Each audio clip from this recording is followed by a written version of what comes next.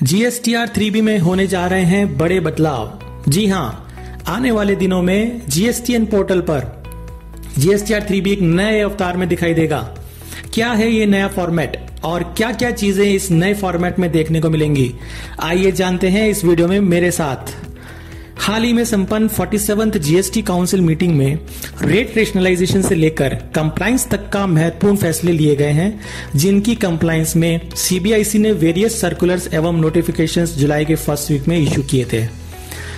इस कड़ी में लेटेस्ट डेवलपमेंट है, सीबीआईसी द्वारा जीएसटीआर 3B के प्रपोज न्यू फॉर्मेट को लेकर इशू किया गया कॉन्सेप्ट पेपर, जो कि पब्लिक कमेंट्स एंड सजेशंस के लिए उनकी ऑफिशियल वेबसाइट पर अवेलेबल है।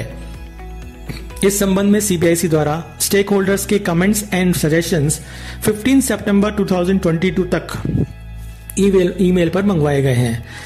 इस कॉन्सेप्ट पेपर में कहा गया है कि लंबे समय से ट्रेड एंड इंडस्ट्री की डिमांड थी कि जीएसटीआर 3B में अमेंडमेंट अलाउ किया जाए। अभी तक कोई भी एरर या ओमिशन सब्सिक्वेंट टैक्स पीरियड की 3B में ही किया जा सकता था और इसके लिए भी टाइमलाइन निर्धारित थी, जो कि संबंधित फाइनेंशियल ईयर के सितंबर मंथ तक एप्लीकेबल होती है। इस कॉन्सेप्ट पेपर में आगे ये भी कहा गया है कि जीएसटीआर 3B में अब तक नेगेटिव वैल्यूज अलाउ नहीं थी, चाहे वह आउटवर्ड टैक्स लायबिलिटी से रिलेटेड हो या आईटीसी रिवर्सल से रिलेटेड हो। इस कॉन्सेप्ट पेपर में ट्रेड एंड इंडस्ट्री की इस लॉन्ग पेंडिंग डिमांड को भी एक्नॉलेज किया गया है। साथ ही ये भी कहा गया है कि टैक्स पेयर द्वारा विभिन्न प्रोविजंस के तहत आईटीसी रिवर्सल को जीएसटीआर 3B में दिखाने को लेकर भी क्लैरिटी का अभाव था। कुछ tax payers net ITC show कर रहे थे, तो कुछ ineligible ITC as per section 17(5) को टेबल 4D में शो कर रहे थे। लेकिन इस संबंध में आईटीसी रिवर्सल को रिपोर्ट करने को लेकर कोई यूनिफॉर्म गाइडलाइंस या प्रोसीजर नहीं प्रेस्क्राइब था।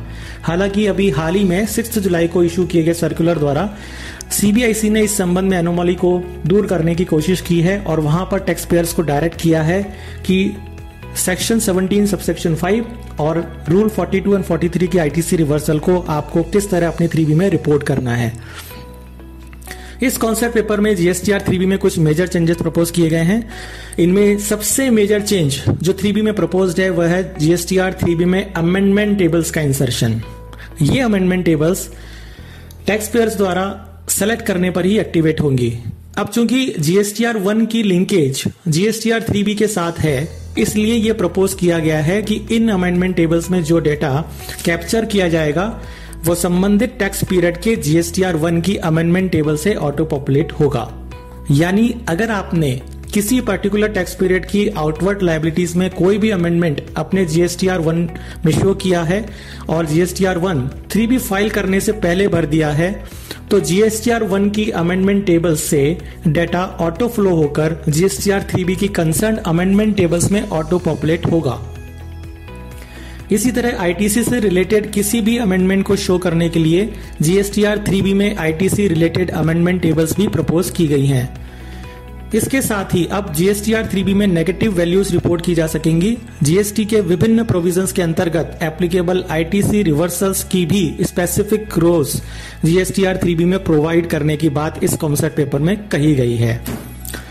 इस कॉन्सेप्ट पेपर के एनेक्स्चर ए में propose format of GSTR 3B present किया गया है। इस प्रपोज फॉर्मेट में आउटवर्ड सप्लाईज वाली टेबल में एक नया सेक्शन ई ऐड किया गया है, जहां पर टैक्स पेयर्स को अपनी आउटवर्ड सप्लाईज जिस पर रेसिपिएंट द्वारा रिवर्स चार्ज पेएबल है डिक्लेयर करनी होगी। अब तक 3B में सिर्फ रिवर्स चार्ज वाली इनवर्ड सप्लाईज ही शो की जा सकती थी। इस न्यू सेक्शन से उन टैक्स पेयर्स को फायदा होगा जिनकी सप्लाईज यानी आउटवर्ड सप्लाईज रिवर्स चार्ज के अंतर्गत फॉल होती हैं, जैसे कि गुड्स ट्रांसपोर्ट एजेंसी।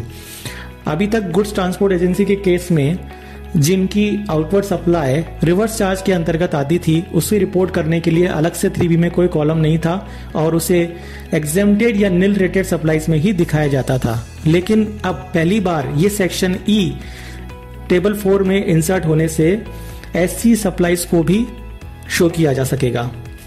इसी तरह एक नया सेक्शन के इंसर्ट किया गया है, जिसमें टैक्स पेयर को एनी एडवांस पेमेंट और उस पर जीएसटी एप्लीकेबिलिटी को मेंशन करना होगा। इसके साथ ही 3B में पार्ट सी द्वारा अमेंडमेंट टेबल्स ऐड की जाएंगी। First amendment table outward supplies में किए गए अमेंडमेंट से रिलेटेड हैं और ये टेबल 9, 10 एंड 11 ऑफ जीएसटीआर 1 से ऑटो पॉपुलेट होंगी और मोस्ट इंपॉर्टेंट बात नॉन एडिटेबल होगी। यानी इसका सीधा लिंकेज जीएसटीआर 1 में आउटवर्ड सप्लाई से रिलेटेड किसी भी अमेंडमेंट के साथ होगा और ये फिगर्स ऑटो पॉपुलेट होने के साथ ही नॉन एडिटेबल होंगी। यहां पर एक इंपॉर्टेंट कंसिडरेशन जो दिमाग में आता है वो ये है कि इस कॉन्सेप्ट पेपर में बताया गया है कि फर्स्ट अमेंडमेंट टेबल का लिंकेज जीएसटीआर 1 में किए गए अमेंडमेंट से होगा, यानी 1 में किया गया अमेंडमेंट यहां पर ऑटो पॉपुलेट होगा। लेकिन ये भी हो सकता है कि किसी टैक्स पेयर के केस में जीएसटीआर 1 तो सही फाइल हुआ लेकिन 3B में आउटवर्ड सप्लाईज या आउटवर्ड टैक्स लायबिलिटी को रिपोर्ट करते वक्त कोई एरर या ओमिशन रह गया हो। ऐसी सिचुएशन में जीएसटीआर 1 में तो कोई अमेंडमेंट एप्लीकेबल नहीं होगा क्योंकि जीएसटीआर 1 सही फाइल हुआ है, लेकिन 3B में रॉन्गली रिपोर्टेड जो एक्सेस में भी हो सकता है और शॉर्ट में भी हो सकता है, रॉन्गली रिपोर्टेड आउटवर्ड सप्लाईज या टैक्स लायबिलिटी को करेक्ट करना जरूरी हो जाता है।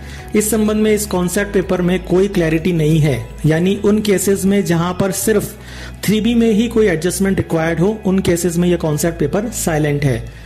Second amendment table inverse supplies attracting reverse charge में अमेंडमेंट को रिफ्लेक्ट करने के लिए इंसर्ट की गई है। यहां पर डेटा जीएसटीआर 2B से ऑटो पॉपुलेट होगा, लेकिन इस सेक्शन में ऑटो पॉपुलेटेड फिगर्स को टैक्स पेयर द्वारा एडिट किया जा सकेगा। जीएसटीआर 3B में नेगेटिव वैल्यूज डिक्लेयर करने के लिए पार्ट डी भी इंसर्ट किया जाएगा, जिसमें आरसीएम एंड नॉन आरसीएम दोनों तरह की सप्लाईज के संबंध में अर्लियर टैक्स पीरियड से कैरीड फॉरवर्ड नेगेटिव वैल्यूज को रिपोर्ट किया जा सकेगा। एक और बड़ा चेंज 3B में आईटीसी रिपोर्ट करने को लेकर प्रपोज्ड है। जीएसटीआर 3B में अब आईटीसी रिलेटेड कॉलम काफी कॉम्प्रिहेंसिव बनाया गया है, जिसमें आईटीसी को रिपोर्ट करने के लिए टेबल 4 में सेक्शन ए बी सी जोड़े जाएंगे। टेबल 4 कैपिटल ए में जीएसटीआर 2B से ऑटो रिफ्लेक्ट होगी, including inverse supplies attracting reverse charge, लेकिन इंपोर्ट ऑफ गुड्स और इंपोर्ट ऑफ सर्विसेज से रिलेटेड आईटीसी को टैक्स पेयर द्वारा मैनुअली भरा जाएगा। इसी तरह inverse supplies attracting reverse charge के केस में यदि किसी अनरजिस्टर्ड पर्सन से इनवर्स सप्लाई ली गई है और उस पर रिवर्स चार्ज पेएबल है तो ऐसी इनवर्स सप्लाईज को टैक्स पेयर द्वारा मैनुअली भरा जाएगा, यानी 2B से केवल वही इनवर्स सप्लाईज ऑटो रिफ्लेक्ट होंगी जो रजिस्टर्ड सप्लायर ने रिवर्स चार्ज के अंतर्गत शो की है, जैसा कि अभी भी होता आ रहा है। इसी तरह टेबल 4 में आईटीसी रिक्लेम के लिए अलग सेक्शंस बनाए गए हैं। इन सेक्शंस में टैक्स पेयर द्वारा अर्लियर टैक्स पीरियड में रिवर्स की गई आईटीसी जिसे रिक्लेम किया जाना है रिपोर्ट किया जाएगा। सेक्शन 16 सबसेक्शन 2 क्लॉज बी के अंतर्गत यदि किसी टैक्स पीरियड में गुड्स या सर्विसेज रिसीव नहीं होती हैं तो उनका आईटीसी क्लेम नहीं किया जा सकता। ऐसी आईटीसी 2B में तो रिफ्लेक्ट हो जाएगी, लेकिन चूंकि गुड्स और सर्विसेज एक्चुअली रिसीव नहीं हुई हैं, इसलिए उन्हें रिवर्सल में शो करके गुड्स और सर्विसेज के एक्चुअल रिसीव्ड वाले टैक्स पीरियड में रिक्लेम किया जा सकता है। इसी तरह 180 डेज में पेमेंट नहीं होने की कंडीशन में रिवर्स आईटीसी को भी यदि रिक्लेम किया जा रहा है तो टेबल 4 के पॉइंट नंबर 6 में शो किया जाएगा।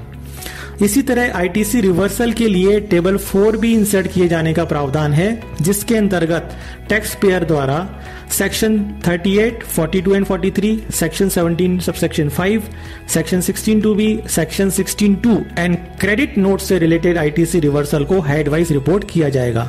यानी अब जो आईटीसी रिवर्सल की टेबल आपको 3B में दिखाई देगी उसमें आपको हेड वाइज आईटीसी रिवर्स करने के कॉलम फिलअप करने पड़ेंगे। जहां तक क्रेडिट नोट से संबंधित रिवर्सल का सवाल है, अगर आपके 2B में क्रेडिट नोट से संबंधित कोई रिवर्सल आ रहा है तो वो फिगर आपके 3B में ऑटो रिफ्लेक्ट हो जाएगी 2B से। टेबल 4B के इन सारे सेक्शंस में आईटीसी का क्लासिफिकेशन होने के बाद नेट आईटीसी ही ई क्रेडिट लेजर में रिफ्लेक्ट होगी। यानी आईटीसी से रिलेटेड कॉम्प्रिहेंसिव क्लासिफिकेशन और रिपोर्टिंग मैकेनिज्म अब 3B में प्रोवाइड करना प्रस्तावित है, जिससे यह अनुमान है कि टैक्स पेयर्स और रेवेन्यू दोनों को ही proper reporting of ITC claimed, not claimed, reverse या रिक्लेम्ड को समझने में मदद मिलेगी। इसी कड़ी में एक और बड़ा चेंज है आईटीसी में अर्लियर टैक्स पीरियड से रिलेटेड अपवर्ड या डाउनवर्ड रिवीजन को लेकर। इस संबंध में एक नई टेबल 3B में इंसर्ट होगी, जिसमें tax payer earlier tax period से रिलेटेड आईटीसी में किए गए अमेंडमेंट को रिपोर्ट करेंगे। इस कॉन्सेप्ट पेपर में 3B का प्रपोज फॉर्मेट दिया गया है और साथ ही प्रपोज फॉर्मेट की मॉडलिटीज को समझने के लिए इंस्ट्रक्शंस भी प्रोवाइड किए गए हैं। इन सभी प्रपोज चेंजेस एंड इंस्ट्रक्शंस को ध्यान में रखते हुए यही कहा जा सकता है कि आने वाले दिनों में 3B की फाइलिंग अब एक रूटीन फाइलिंग ना होकर काफी कॉम्प्रिहेंसिव फाइलिंग होने वाली है और इन चेंजेस को समझने और ठीक से इंप्लीमेंट करने के लिए टैक्स प्रोफेशनल्स का रोल बहुत ही इंपॉर्टेंट होने वाला है। इन द नटशेल यही कहा जा सकता है कि 3B अब अपने नए अवतार में इंट्रोड्यूस होने जा रही है और इसमें किए गए कॉम्प्रिहेंसिव चेंजेस को समझने में टैक्स पेयर्स और प्रोफेशनल्स को कुछ समय लगने की संभावना है और हो सकता है कि इनिशियली 3B को भरने में कुछ प्रैक्टिकल डिफिकल्टीज पेश आए और कुछ मिस्टेक्स भी होना लाजमी हो सकता है। अब देखना यह है कि इन चेंजेस को किस तरह 3B में प्रेजेंट किया जाता है और टैक्स पेयर्स एंड प्रोफेशनल्स कब तक इन चेंजेस से यूज्ड टू हो पाते हैं। अभी फिलहाल ये सभी चेंजेस कॉन्सेप्ट पेपर में मेंशन हैं और जैसा मैंने कहा कि 15 सितंबर तक स्टेक होल्डर से इस बारे में कमेंट्स और सजेशंस इनवाइट किए गए हैं। तो ये थी GSTR 3B को लेकर एक लेटेस्ट अपडेट। टैक्स से संबंधित इसी तरह की updates, case laws, query resolutions और बहुत सी अन्य जानकारी के लिए जुड़े रहिए the tax express by Abhishek Goyal YouTube channel से। Thank you.